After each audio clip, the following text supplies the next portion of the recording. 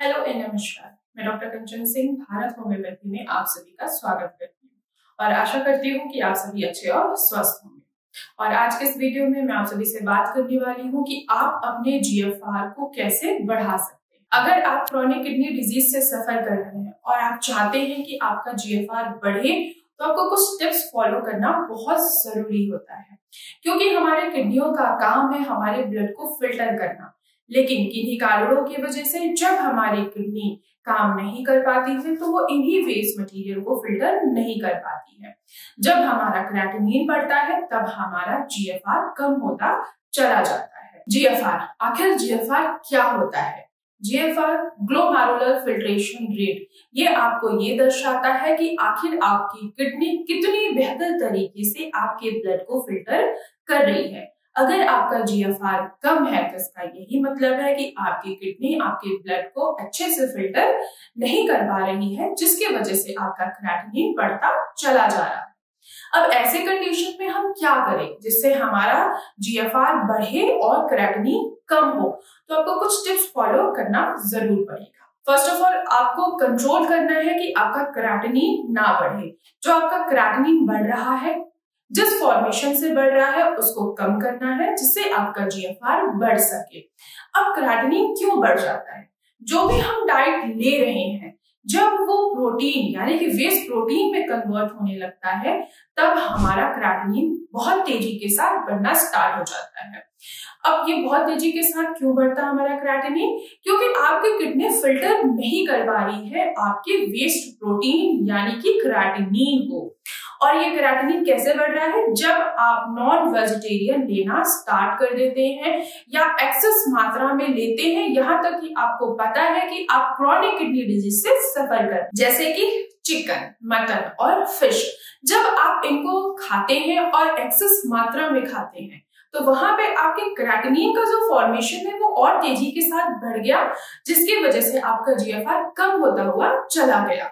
तो ऐसे कंडीशन में आपको प्रोटीन लेना है, पर ऐसा प्रोटीन जो इजिली एब्जॉर्ब भी हो जाए और इजिली किडनी बाहर उनको निकाल भी सके।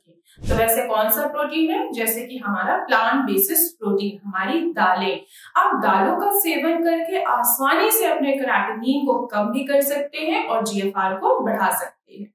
मूंग की दाल हो गई और मसूर की दाल हो गई, इनका आप सेवन करके आसानी से अपने क्रिएटिनिन को कम कर सकते हैं और जीएफआर को बढ़ा सकते हैं। दूसरा जो टिप्स होगा वो है ब्लड प्रेशर। बहुत लोगों की किडनियां जो डैमेज होती हैं वो ब्लड प्रेशर की वजह से होती हैं। तो आपको अपना ब्लड प्रेशर मैनेज करना है, कंट्रोल करना है।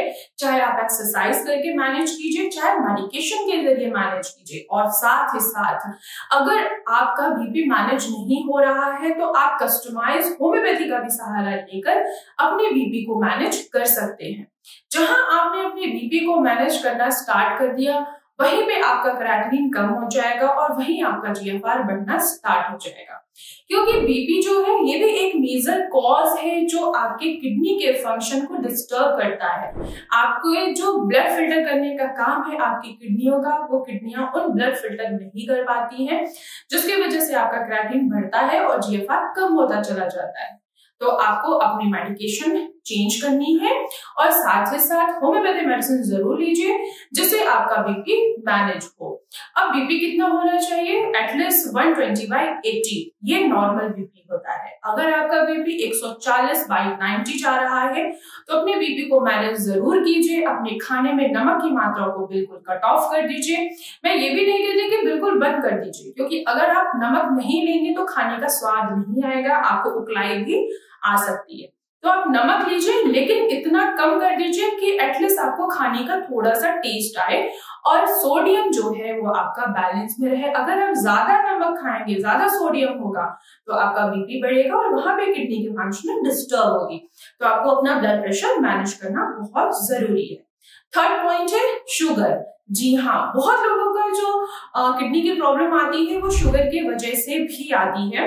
मैं अक्सर ओपीडी में जब भी पेशेंट देखती हूँ उनका यही कंप्लेन होता है कि हमें शुगर है और हमें ध्यान नहीं चला कि हाँ हमें शुगर कब हो गया, जिसकी वजह से हमारी किडनी डैमेज होती चली गई। तो शुगर भी एक रिस्पॉन्सिबल है आपकी किडनी को डैमेज करने के लिए। तो शुगर आपका 180 से ऊपर नहीं जाना चाहिए।